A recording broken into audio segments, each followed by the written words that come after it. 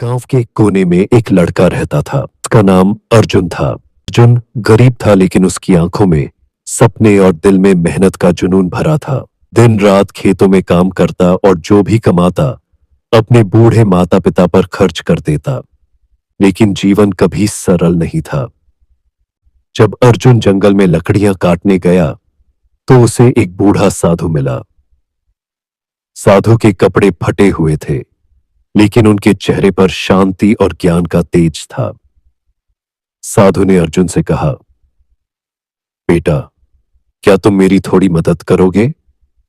अर्जुन ने तुरंत हामी भर दी।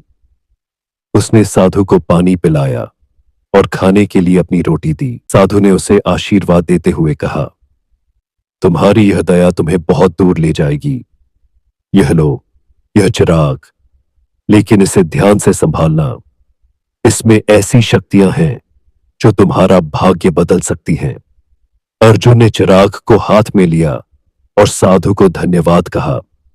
यहां अर्जुन घर आया और उत्सुकतावश चिराग को रगड़ दिया। अचानक धुआं निकला और एक विशाल जिन्न प्रकट हुआ। जिन्न ने गहरी आवाज में कहा, मालिक, मुझे आदेश दीजिए, मैं आपकी हर इच्छा पूरी करूंगा। अर्जुन हैरान रह गया। उसने पहले सोचा, फिर बोला, मुझे इतना धन दे दो कि मेरे माता पिता को कभी दुख ना हो। अगले ही पल अर्जुन के घर में सोने चांदी के सिक्कों से भरे बर्तन आ गए। वह खुशी से उछल पड़ा। उसने अपने माता पिता को सब बताया, लेकिन उसकी मां ने कहा, बेटा, ये धन तुम्हें खुश तो कर सकता है, लेकिन इसके साथ जिम्मेदारियां भी आती हैं।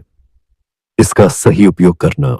अर्जुन ने जिन्न से खेतों को बेहतर बनाने, गांव के गरीबों की मदद करने और एक बड़ा विद्यालय बनवाने को कहा। जल्द ही उसका गांव समृद्ध और खुशहाल हो गया। लेकिन कहानी यहीं खत्म नहीं होती। एक रात अर्जुन ने चिराग को देखा और सोचा, अगर जिन्न मेरे हर काम को इतनी आसानी से कर सकता है तो मुझे मेहनत करने की क्या जरूरत है। उसने जिन्न से कहा, अब तुम मेरे लिए सब कुछ करो, मैं सिर्फ आराम करूंगा। जिन्न ने आदेश मानना शुरू कर दिया। लेकिन धीरे धीरे अर्जुन आलसी और आत्मकेंद्रित होता गया। उसकी पहचान और मेहनत का जज्बा खोने लगा। एक दिन जिन्न ने अर्जुन से कहा, मालिक, क्या आप सच में खुश हैं? आप पहले जो थे अब वो नहीं रहे। अर्जुन को यह बात चुभ गई। उसने खुद से पूछा, क्या मैंने अपनी खुशी केवल आराम और धन में खो दी? अर्जुन ने चिराग को वापस उठाया और कहा, मैंने समझ लिया, मेहनत और खुद की पहचान से बढ़कर कुछ नहीं। अब से मैं तुम्हें केवल जरूरत के लिए इस्तेमाल करूंगा, आलस्य के लिए नहीं। यह बदलाव की गहराई पर जोर दे। अर्जुन ने जिन्न से आखिरी इच्छा मांगी, मुझे ऐसा साहस और बुद्धि दो जिससे मैं खुद अपनी समस्याओं को हल कर सकूं। जिन्न मुस्कुराया और कहा, तुमने सही सीख ली। यही इस चिराग का असली उद्देश्य था।